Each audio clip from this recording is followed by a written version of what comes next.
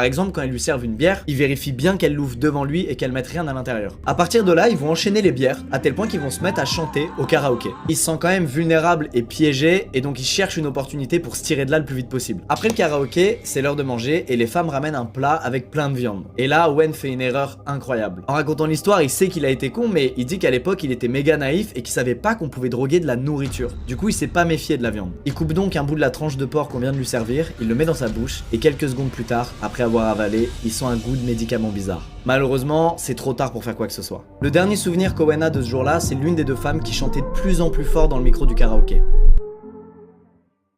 Son souvenir suivant, c'est lui qui se réveille dans une chambre d'hôtel 24 heures plus tard, à 1000 km de là. Quand il se réveille, il est en fait à Davao, la destination qu'il devait rejoindre le lendemain de son match. Ça veut donc dire qu'il a pris un taxi, passé la douane, pris l'avion, récupéré ses valises, rejoint son hôtel, croisé ses collègues, sans en avoir le moindre souvenir. Évidemment,